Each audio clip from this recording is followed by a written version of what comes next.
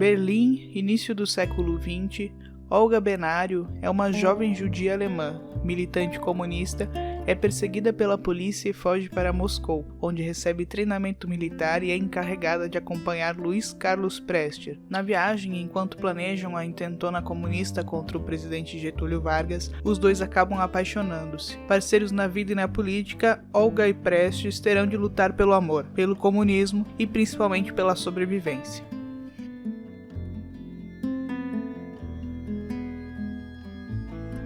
Regina é uma mulher de 65 anos de sinceridade excessiva e ironia incontida, que vive em Copacabana com sua cachorrinha vira-lata. Para esquecer a solidão e se distrair, ela participa de um serviço da polícia no qual aposentados denunciam pequenos delitos. Em uma noite de abandono, fiscalizando com seus binóculos o que acontece nos prédios do outro lado da rua, Regina presencia o que lhe parece ser um homem matando uma mulher. Ela chama a polícia, mas o óbito é dado como morte natural. Desmoralizada, Regina resolve provar que estava certa e acaba se envolvendo com um suposto assassino.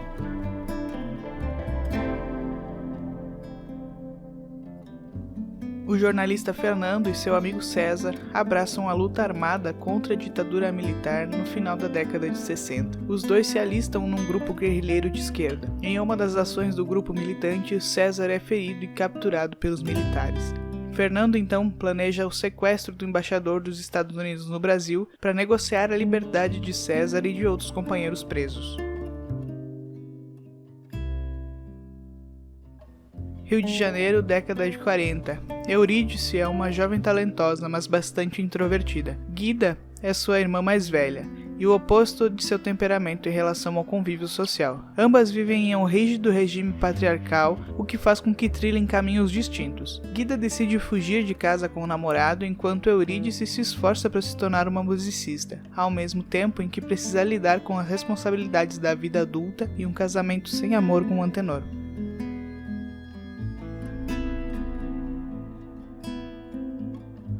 Juarez é o chefe de uma família de classe média, que está em volta de uma obra no apartamento. Aposentado, ele está sempre cercado pelos fantasmas dos seus amigos já falecidos. Elvira, sua esposa, fica revoltada com a impotência de Juarez, o que faz com que acredite que ele tem uma amante. Zé Roberto e Vera Lúcia são os filhos do casal. Ele é um executivo oportunista e ela preocupada apenas em encontrar um marido. Junto com eles vivem duas empregadas, Aparecida de Fátima, mística fervorosa, e Zezé, que trabalha como prostituta nas horas vagas. Juntos eles precisam lidar com as dificuldades da vida e os operários da obra que estão sempre no apartamento.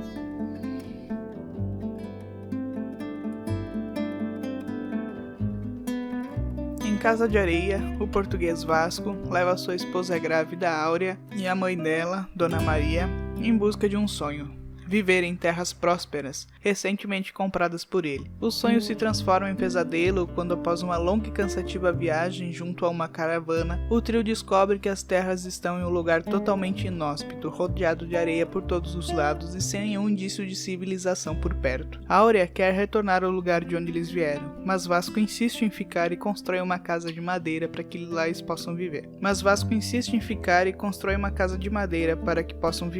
Após serem abandonados pelos demais integrantes da caravana, um acidente mata Vasco e deixa Áurea e Dona Maria completamente sozinhas. Elas partem em busca de ajuda e terminam por encontrar Massu, um homem que nunca deixou o local. Massu passa a ajudá-las, levando comida e sal para que Áurea e Dona Maria possam sobreviver na casa recém-construída. Apesar da estabilidade, Áurea deseja deixar o local de qualquer maneira, mas decide apenas fazer isso quando sua filha nascer e poder deixar o local com ela. Enquanto isso, Áurea e Dona Maria precisam lidar também com a instabilidade do local em que vivem, já que a areia pode soterrar a casa em que vivem a qualquer momento.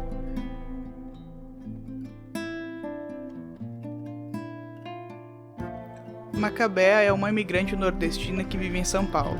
Ela trabalha como datilógrafa em uma pequena firma e vive em uma pensão miserável, onde divide o quarto com outras 3 mulheres. Macabea não tem ambições, apesar de sentir desejo e querer ter um namorado. Um dia ela conhece Olímpio, um operário metalúrgico com quem inicia um namoro. Só que Glória, colega de trabalho de Macabea, tem outros planos após se consultar com uma cartomante.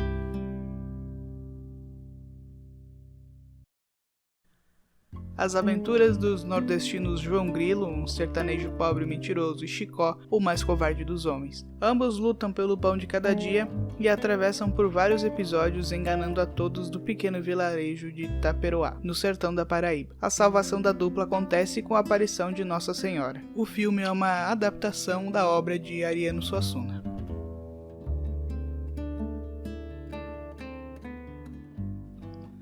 Em São Paulo, em 1980, o jovem operário Tião e sua namorada Maria decidem casar-se ao saber que a moça está grávida. Ao mesmo tempo, eclode um movimento grevista que divide a categoria metalúrgica. Preocupado com o casamento e temendo perder o emprego, Tião fura a greve, entrando em conflito com o pai, Otávio, um velho militante sindical que passou 3 anos na cadeia durante o regime militar.